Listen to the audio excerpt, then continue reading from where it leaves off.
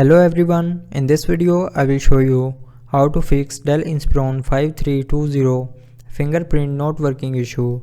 So before starting the video, don't forget to subscribe the channel and also press the bell icon.